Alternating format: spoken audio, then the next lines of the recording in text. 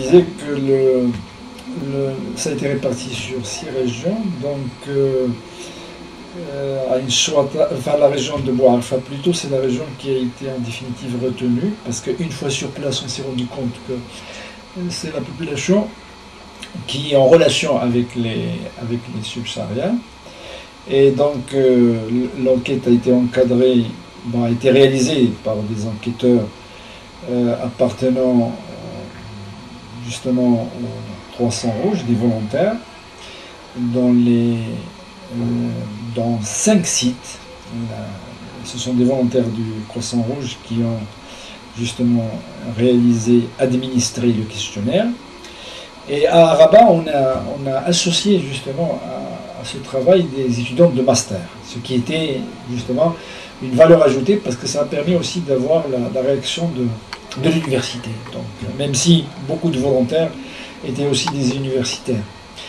Donc ces enquêteurs étaient encadrés par des superviseurs. Donc là, au niveau de chaque site, il y a eu un encadrement strict justement pour essayer un peu de suivre la réalisation de l'enquête étape par étape. Donc c'est vrai que ça a commencé par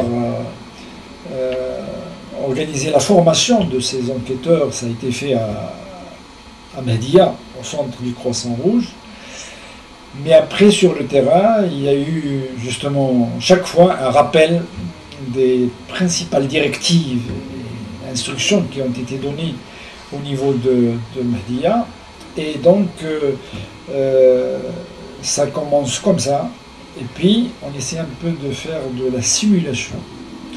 C'est-à-dire qu'on organise des réunions avec les enquêteurs sur place pour essayer un peu de tester le degré de maîtrise justement de l'administration du questionnaire. Et ça a été un exercice très probant dans la mesure où ça a permis à la fois aux superviseurs, aux encadrants, aux superviseurs de voir un peu comment le questionnaire va être administré, et ça permet aussi aux enquêteurs de maîtriser encore mieux justement tout le contenu du questionnaire. Et puis après, on était sur le terrain, et même sur le terrain, il y avait un suivi concernant justement des interviews pour essayer un peu de corriger encore une fois les petites incorrections qui auraient pu être constatées au niveau de l'administration du questionnaire. Donc ça, on l'a fait, et puis on a réparti les enquêteurs, parce que pour chaque ville,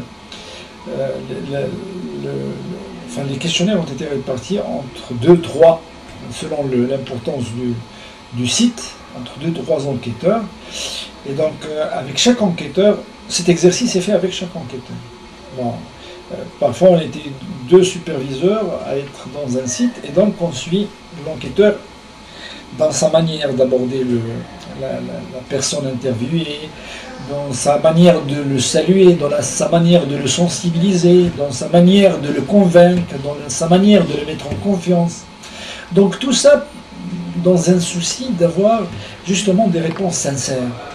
Et je pense que on devrait arriver à ce résultat, parce qu'évidemment, on a constaté une adhésion parfois spontanée, et même on a été parfois justement interpellé par plusieurs personnes qui voulaient être interviewées. Donc on a essayé un peu